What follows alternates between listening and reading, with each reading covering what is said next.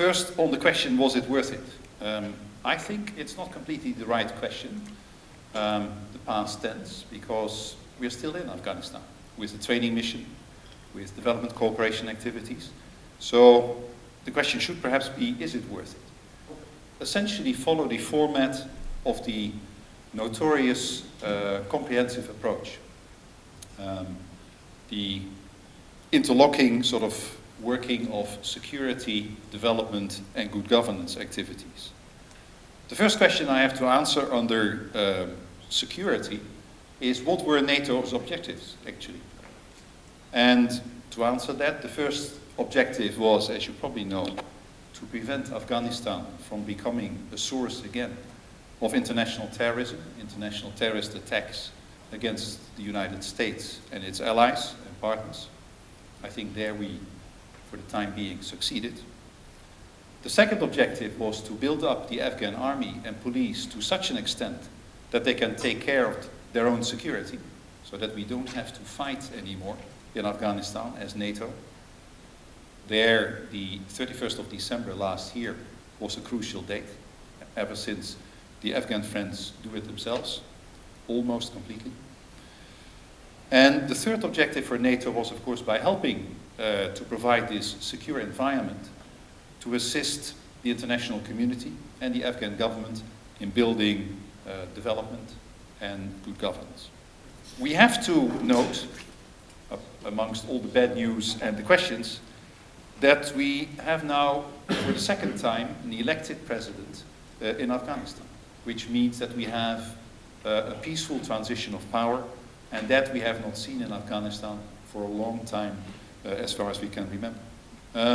The Shanghai Cooperation Organization has now more interest in Afghanistan. China has emerged as an interested party in Afghanistan. They all have their reasons. And also Russia, with all the difficulties we have these days on the European continent. I'm aware of it. I was even aware of that in Kabul. We should not forget that in Afghanistan, with the Russians, we have identical interests. We have the interest that there's no export of terrorism, that there's stability, and that there's no export of drugs. Without doubt, you will have learned about the positive statistics. I'll race a bit more now, with an eye on the clock. In Afghanistan, since 9/11. The number of roads built, the number of schools built, the number of hospitals built, you know all these statistics. The access to healthcare by the population, the number of young Afghans, in particular girls, who go to school, the number of television sets, the number of mobile phones. I mean, there's no comparison to the situation in 2001. I would add also the degree of urbanization, coupled with the level of education at the moment, makes me doubt whether the Taliban can ever come back to the situation they found in 2001. I conclude with the good news, and I've said that already, I think, but that definitely Ashraf Ghani, as the new president, and his prime minister, Dr. Abdullah, are definitely much better partners for the international community than President Karzai has been in his last few years. On this positive note, I stop. I'm ready to take questions. I was curious if I could challenge you into something. The whole ISAF mission and arguably the Resolute Support mission are about the self-sustainability of the Afghan National Security Forces. And you've given us some input about the self-sustainability of Afghanistan, the billions and billions they're not getting and they will be needing. In that context, we once upon a time talked about Chinese interests, for instance in copper mining, etc. Could I challenge you in elaborating a bit on the role of China, possible role of China, for further development of Afghanistan, sir? The fact that China and India and some of the countries in the region now become more interested in Afghanistan and also provide more assistance, that's more important. Not only do the talk, but also, make real contributions. I said to the Chinese foreign minister, who was the co-chair, I said, this is not a zero-sum game.